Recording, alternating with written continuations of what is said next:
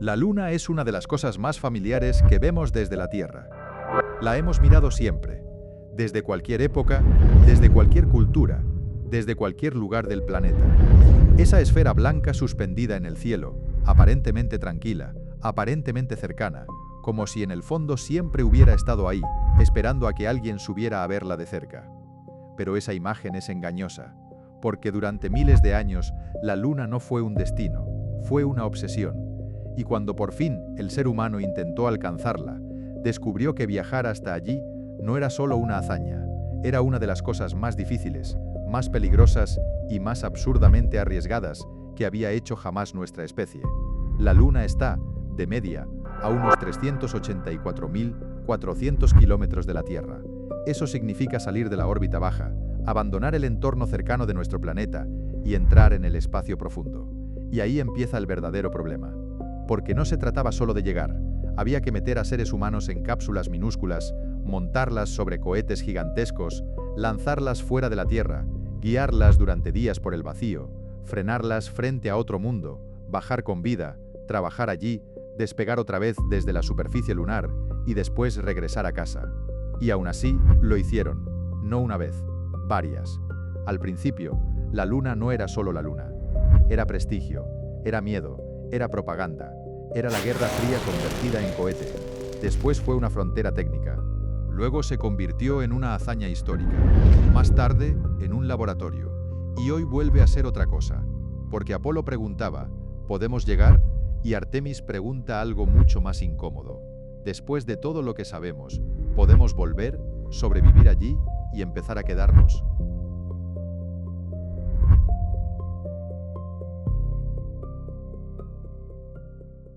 La historia suele contarse como si la Luna hubiera sido una meta científica. Y sí, lo era. Pero no era solo eso. La Luna fue, sobre todo, una obsesión política. En los años 50 y 60, Estados Unidos y la Unión Soviética no competían únicamente por explorar el espacio.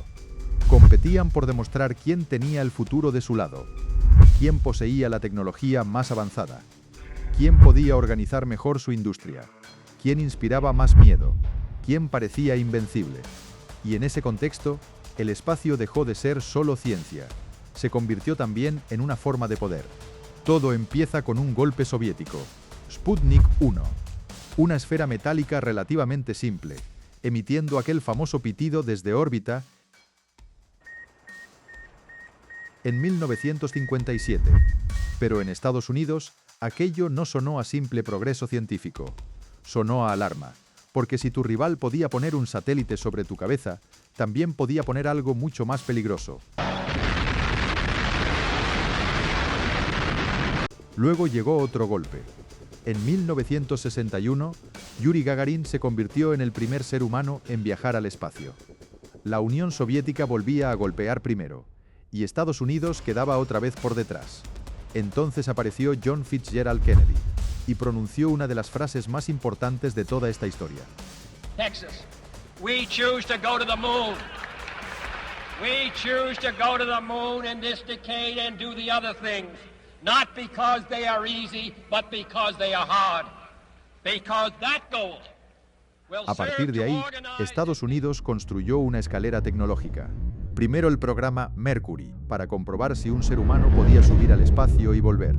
Luego Gemini, para aprender a maniobrar, acoplar naves, salir al exterior y resolver problemas que unos años antes ni siquiera existían. Y solo después llegó Apolo, el programa diseñado para mandar hombres a la Luna y traerlos de vuelta. Pero el primer gran capítulo de Apolo no fue glorioso, fue una tragedia.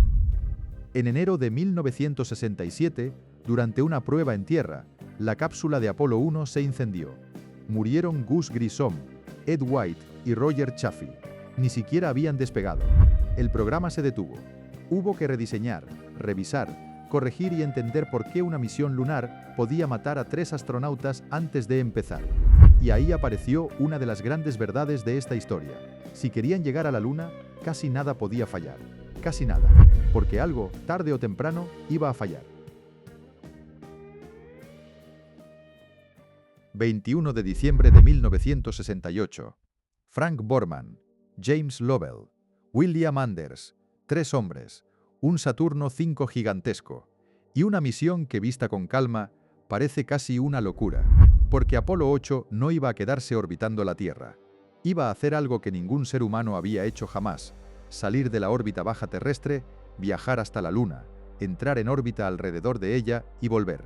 Fue la primera misión tripulada en abandonar la órbita baja, la primera en usar un Saturno V con tripulación, la primera en rodear la Luna y la primera en mostrarle a la humanidad cómo se veía su propio planeta desde otro mundo. Ahora imagina ese viaje. Despegas.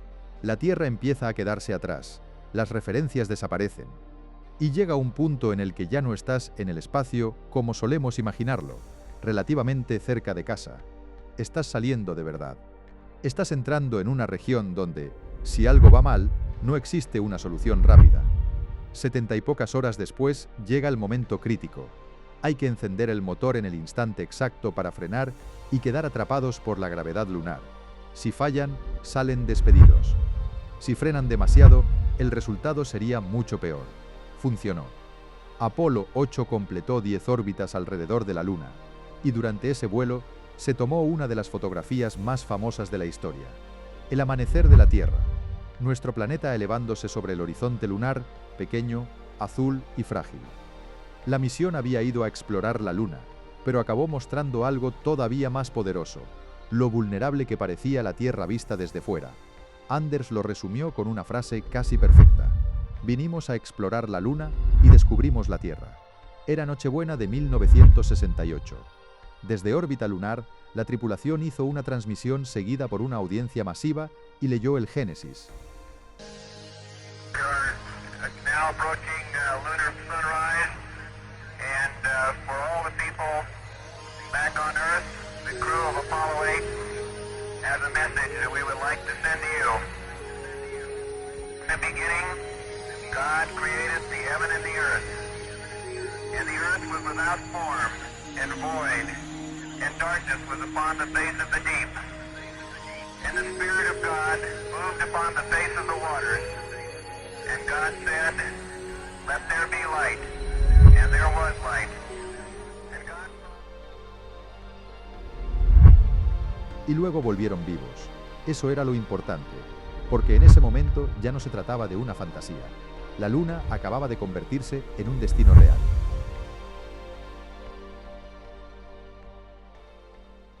Pero orbitar la Luna no era lo mismo que aterrizar en ella. El verdadero problema empezaba cuando había que bajar, y ahí entra Apolo 10. Thomas Stafford, John Young, Eugene Cernan. La misión era fácil de resumir y dificilísima de ejecutar: hacer absolutamente todo lo necesario para un alunizaje, excepto alunizar. Apolo 10 fue el ensayo general completo, la primera vez que un Apolo completo, con módulo de mando y módulo lunar tripulados, operó alrededor de la Luna. Stafford y Cernan descendieron en el módulo lunar hasta unas 9 millas de la superficie, es decir, aproximadamente 15 kilómetros. 15 kilómetros. Lo bastante cerca como para ver cráteres, sombras, relieves y polvo. Lo bastante cerca como para sentir que ya habías llegado. Y, aún así, no podían bajar. ¿Por qué? Porque esta vez no se trataba de hacer historia. Se trataba de no morir antes de tiempo. Si algo iba mal, mejor que ocurriera sin dejar a una tripulación atrapada sobre la superficie. Apolo 10 probó la separación, el descenso, la aproximación, el ascenso y el reencuentro con el módulo de mando. Y funcionó. Eso significaba que la siguiente misión ya no iba a ensayar. La siguiente misión iba a intentarlo de verdad. Y entonces llegó Apolo 11. Neil Armstrong, Edwin Aldrin, Michael Collins. Esta era la grande, la misión que no podía salir simplemente bien. O funcionaba, o el fracaso se vería ante todo el planeta. Armstrong y Aldrin descendieron en el módulo lunar. Collins se quedó arriba, completamente solo, orbitando la Luna en el módulo de mando, mientras sus compañeros intentaban lo que nadie había intentado jamás. Y entonces empezaron los problemas. Durante el descenso, el ordenador de a bordo lanzó las alarmas 1201 y 1202 por sobrecarga. Desde tierra tuvieron que decidir en segundos si abortaban o seguían. Se autorizó continuar, y poco después Armstrong miró por la ventana y vio que el punto previsto de alunizaje no era seguro. Había un campo de rocas, así que tomó el control manual y siguió bajando. con el combustible cayendo, con el tiempo encima, con la tensión al límite. Finalmente, el módulo se posó en el mar de la tranquilidad. Y Armstrong dijo: Houston, aquí base tranquilidad. el Eagle ha aterrizado. Horas después bajó la escalera y dio el primer paso humano sobre otro mundo. Poco después lo siguió Aldrin, que describió el paisaje con una expresión inolvidable: magnífica desolación. Plantaron la bandera, desplegaron experimentos, dejaron un retroreflector láser que sigue usándose en investigaciones lunares y recogieron alrededor de 21 kilos y medio de muestras. En total, Armstrong y Aldrin pasaron 21 horas y 36 minutos sobre la superficie antes de despegar y reunirse con Collins para regresar a la Tierra.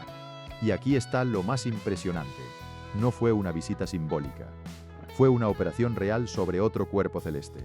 Bajaron, trabajaron, dejaron instrumentos, recogieron material, despegaron de la Luna y volvieron. La humanidad ya había llegado a otro mundo. Y justo aquí empezó otra historia paralela, la de quienes vieron el alunizaje y pensaron: no puede ser. Y en cierto modo se entiende, porque llegar a la Luna en 1969, retransmitiéndolo para cientos de millones de personas, con una tecnología que hoy parece prehistórica, suena tan extraordinario que para mucha gente el engaño parece más fácil de creer que la hazaña.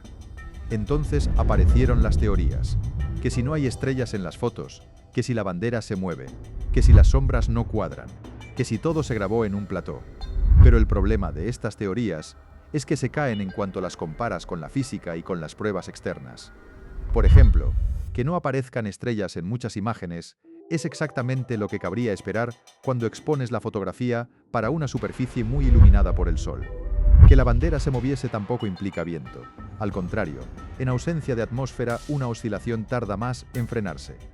Y lo más incómodo para cualquier conspiración seria es que existen verificaciones independientes.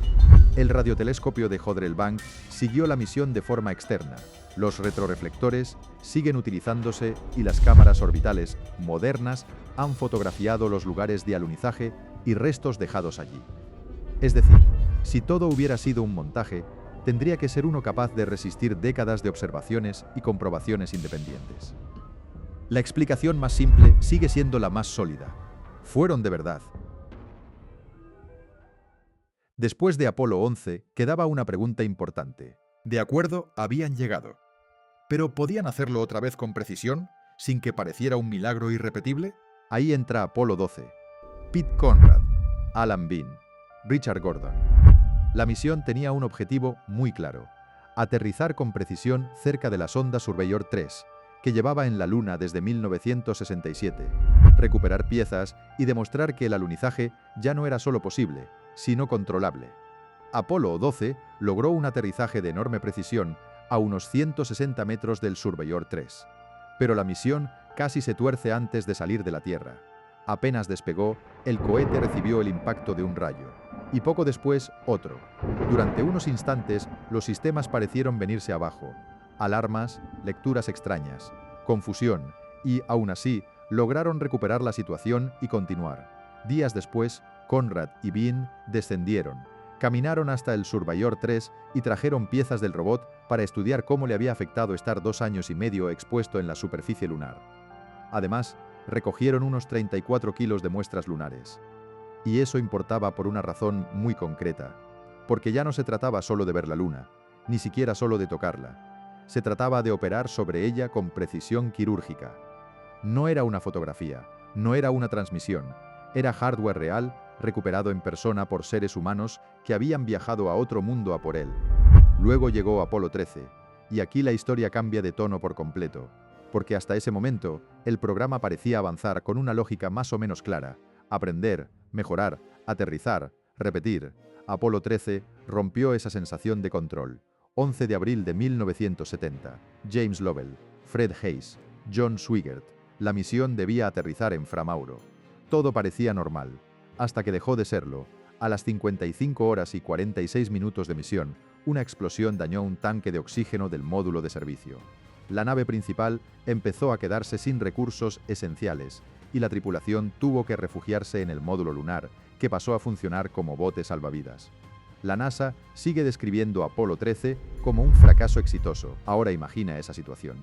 Estás a cientos de miles de kilómetros de la Tierra. No puedes darte la vuelta sin más. No existe rescate rápido. No existe margen real. Y la única forma de volver es hacer exactamente lo contrario de lo que tu instinto te pediría. Seguir avanzando, rodear la Luna y usar su gravedad para regresar.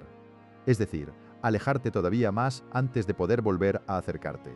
Apolo 13 estableció el récord de mayor distancia humana respecto a la Tierra con unas 248.655 millas, marca que se mantuvo hasta que Artemis II la superó en abril de 2026. Dentro del módulo lunar, la tripulación sobrevivió en condiciones improvisadas. Frío, escasez, ahorro extremo, filtros adaptados a la desesperada y correcciones de trayectoria hechas con el margen mínimo posible. Ya no era una misión lunar, era una lucha por no morir en el vacío. Y al final, volvieron. No tocaron la Luna y aún así, quizá protagonizaron la misión más legendaria de todo el programa, porque una cosa es llegar a otro mundo y otra mucho más difícil es regresar cuando todo ya ha salido mal. Después de Apolo 13, la pregunta era inevitable. ¿Seguirían? 5, 4, 3, 2, 1, 0. Launch commit. Liftoff. We have liftoff with Apollo 14. 3 minutes past the hour. La respuesta fue sí, y Apolo 14 tenía una misión casi psicológica, además de técnica: demostrar que el programa seguía vivo. Alan Shepard, Edgar Mitchell, Stuart Roosa. El destino era Fra Mauro, precisamente el lugar al que Apolo 13 no había podido llegar. Shepard y Mitchell completaron 2 caminatas lunares y recogieron alrededor de 42 kilos de muestras. Pero incluso aquí hubo dificultades antes del alunizaje. El acoplamiento no salió limpio al primer intento, ni al segundo, ni al tercero. Eso también forma parte de la historia lunar.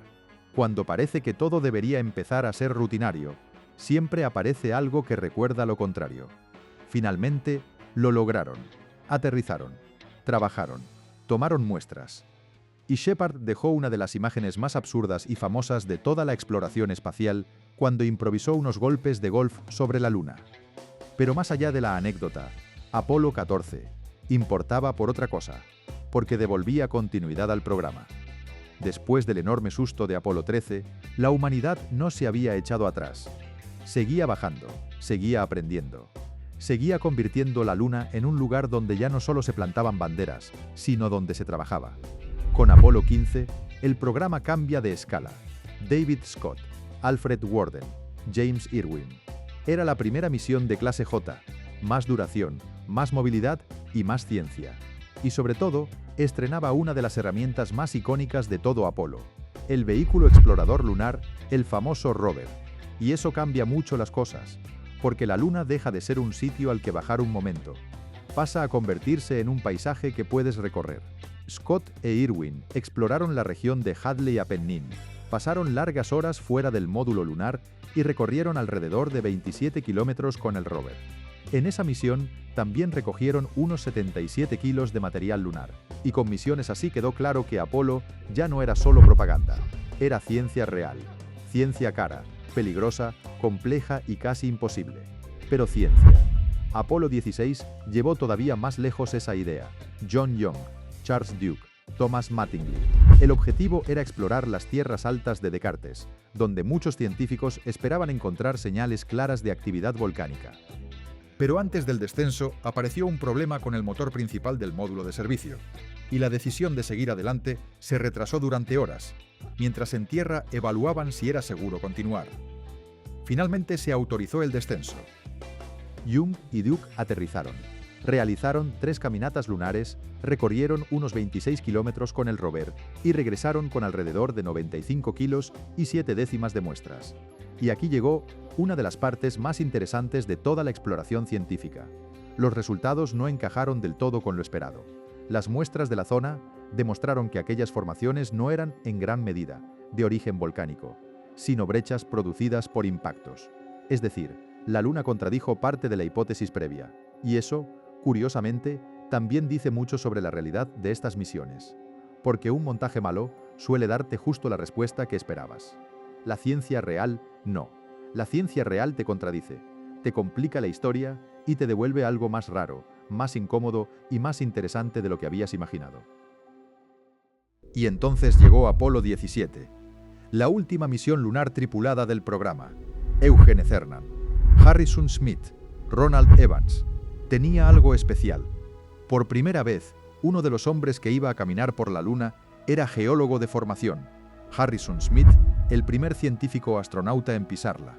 El lanzamiento fue nocturno, y un Saturno V saliendo de noche no parece un cohete, parece una grieta abierta en el cielo. La misión descendió en Taurus Litro. Cernan y Smith realizaron 3 actividades extravehiculares, recorrieron un total de 30,5 kilómetros con el rover y reunieron 110,4 kilos de muestras, el mayor botín científico de todas las misiones Apolo.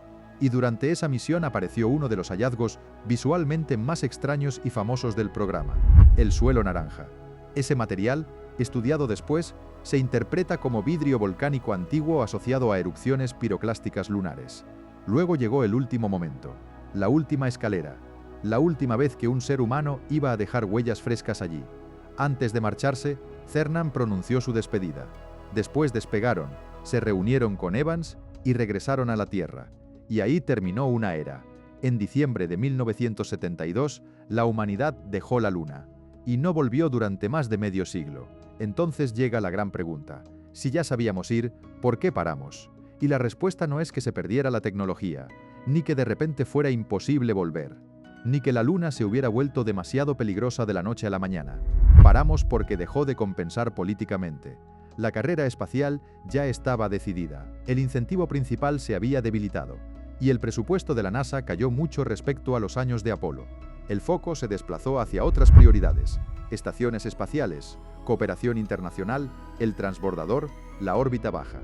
Todo eso seguía siendo importantísimo, pero era otra liga, otra distancia, otro tipo de riesgo, porque una cosa es estar en órbita baja terrestre, y otra muy distinta es salir de verdad. Cuando te alejas tanto de la Tierra, también te alejas de buena parte de su entorno protector. Las misiones de espacio profundo vuelven a poner sobre la mesa el problema de la radiación, la autonomía, el aislamiento, la medicina y la imposibilidad práctica de un rescate rápido. Durante más de 50 años, ningún ser humano volvió a cruzar ese límite, hasta ahora. Y aquí es donde toda esta historia conecta con el presente, porque Artemis II ya no es una promesa, es un hecho. La misión despegó el 1 de abril de 2026, amerizó el 10 de abril y se convirtió en el primer vuelo tripulado alrededor de la Luna desde Apolo 17. A bordo iban Reid Wiseman, Victor Glover, Christina Koch y Jeremy Hansen. Fue un viaje de aproximadamente 10 días a bordo de la nave Orión, lanzada por el cohete Sistema de Lanzamiento Espacial, el SLS. Y aquí hay algo muy importante. A simple vista, Artemis II puede parecer una especie de Apolo 8 moderno. Otra vez una tripulación viajando alrededor de la Luna. Otra vez sin alunizaje. Otra vez el regreso al espacio profundo. Pero la pregunta ya no era la misma. Apolo 8 preguntaba si podíamos hacerlo. Artemis II preguntó algo mucho más difícil. ¿Qué le pasa exactamente al cuerpo humano cuando volvemos a hacerlo con intención de repetirlo, prolongarlo y convertirlo en una presencia estable en el entorno lunar? La misión incluyó investigación biomédica y de radiación en espacio profundo. Entre los estudios previstos y ejecutados por la tripulación estaban los chips biológicos Avatar, diseñados a partir de células de la propia tripulación para estudiar respuestas individualizadas a los factores de estrés del espacio profundo, y el estudio de biomarcadores inmunitarios mediante muestras de saliva, tomadas antes, durante y después del vuelo. También se utilizaron dosímetros personales y sensores de radiación en la cabina para registrar la exposición durante la misión. Eso cambia por completo el sentido del viaje, porque ya no hablamos solo de demostrar que puedes mandar seres humanos alrededor de la Luna. Hablamos de empezar a medir el coste biológico real de hacerlo como paso previo a misiones más largas y más exigentes. Y además, Artemis II superó el récord histórico de Apolo 13 y estableció una nueva marca de distancia humana respecto a la Tierra. La NASA informó que la tripulación llegó a unas 252.756 millas de distancia antes de iniciar el regreso.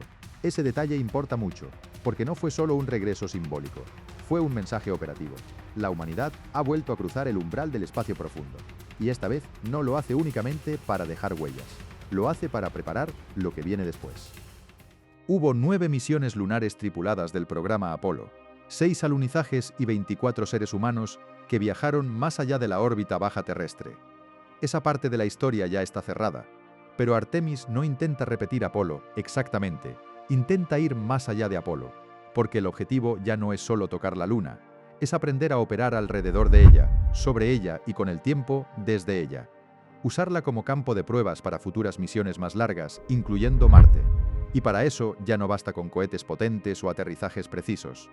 Hace falta entender qué ocurre cuando dejas atrás el único escudo natural que siempre te había protegido del universo real. Han pasado más de 5 décadas. Hemos cruzado otra vez. Con mejor tecnología, con mejores sensores, con preguntas más difíciles. Y aún así, la sensación de fondo sigue siendo casi la misma que en 1968, que cada vez que un ser humano se aleja de la Tierra, entra en un territorio que no perdona errores. Esta vez, la historia no termina cuando regresamos. Esta vez, lo importante es lo que intentaremos hacer después.